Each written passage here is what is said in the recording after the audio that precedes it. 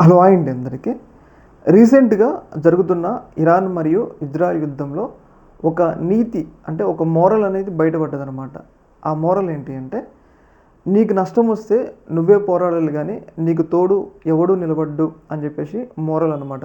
ఇప్పుడు ఇండివిజువల్గా ఒక ఫ్యామిలీకైనా ఒక వ్యక్తికైనా మనం చూసుకుంటే, ఒక దేశం ఇరాన్ లాంటి దేశానికైనా ఒక మోరల్ ఏంటంటే, నీకు కష్టం వస్తే నువ్వే పోరాడాలి, నువ్వే గెలవాలి అనేది ఇక్కడ మోరల్ అనమాట.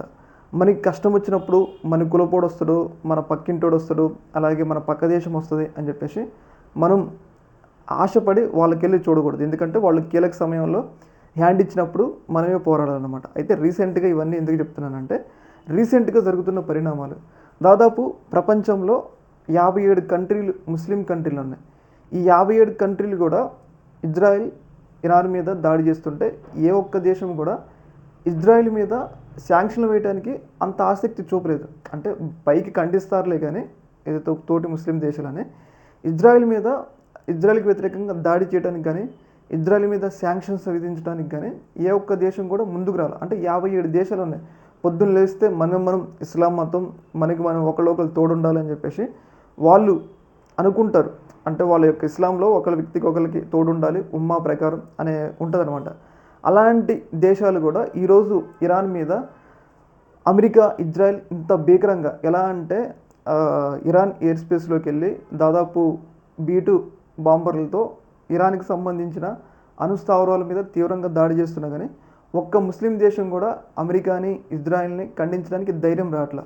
అంటే ఇక్కడ ఏంటి అంటే ముస్లిం అని చెప్పేసి ఆఖరికి ముస్లిం దేశాలే హ్యాండ్ ఇచ్చినాయి అని చెప్పేసి ఇక్కడ మనకైతే క్లియర్గా అర్థమవుతుంది. ఇంకొక మోరల్ ఏంటి అంటే, పాకిస్తాన్ ఇక్కడేమో లోకల్గానేమో ఇరాన్కి సపోర్ట్ చేస్తుంది.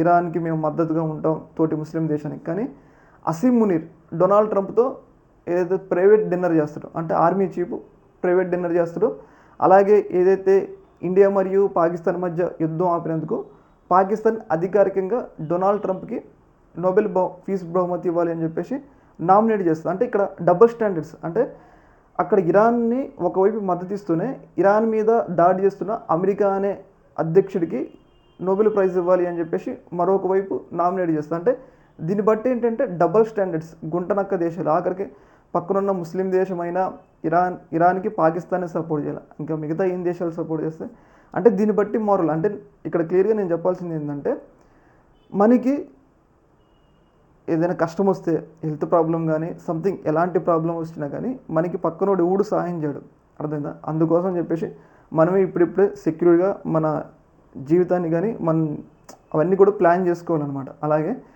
ఏ ఒక్క దేశమైనా మనకి ఎవరో సపోర్ట్ ఇస్తారు అని చెప్పేసి యుద్ధంలోకి దిగితే ఆఖరికి వాళ్ళ కీలక సమయంలో హ్యాండ్ ఇస్తారనమాట.